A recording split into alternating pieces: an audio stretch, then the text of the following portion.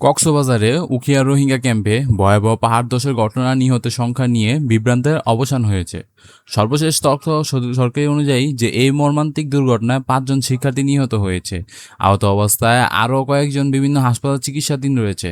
বুধবার ৮ই জুলাই দুপুর ২টা ১০ মিনিটের দিকে ৫ নম্বর রোহিঙ্গা ক্যাম্পের A3 ব্লকে অবস্থিত মসজিদুল কুবা নারী মাদ্রাসা ও হেফেজখানায় আকস্মিকভাবে পাহাড় ধসের ঘটনা ঘটে। প্রবল বৃষ্টির কারণে পাহাড়ের একটি অংশ ধসে পড়ে মাদ্রাসার ওপর।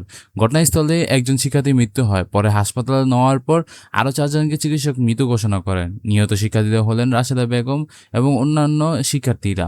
৫ নম্বর রোহিঙ্গা ক্যাম্প ইনচার্জ কার্যালয় জানিয়েছে যে বিকেল ৫:৩০টার দিকে উদ্ধার অভিযান সম্পন্ন হয়। বর্তমানে আহত ৬ জন শিক্ষার্থী ক্যাম্পের বিভিন্ন হাসপাতাল চিকিৎসাধীন রয়েছে।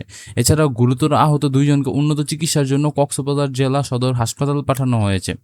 ঘটনার পরপরই শরণার্থী ভ্রমণ এবং ত্রাণ এবং প্রত্যাবাসন কমিশনের পক্ষ থেকে ৮ জন নিহত হওয়ার তথ্য জানানো হয়েছিল।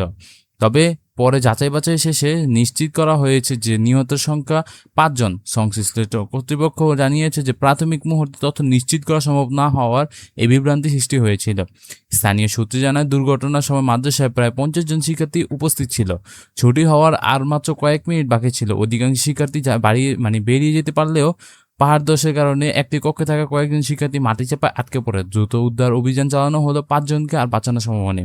বন্ধুরা, এই ছিল খবরটি রোহিঙ্গা ক্যাম্পে পাহাড় ধসের নিয়ে। বিষয়টি আপনাদের কি মন্তব্য রয়েছে তা অবশ্যই জানাতে পারেন কমেন্ট বক্সে। দেখা হবে নতুন কোনো ভিডিওতে, নতুন কোনো খবরে। সে পর্যন্ত ভালো থাকবেন এবং নতুন চ্যানেলে এসে থাকে চ্যানেলটা সাবস্ক্রাইব করে দেবেন।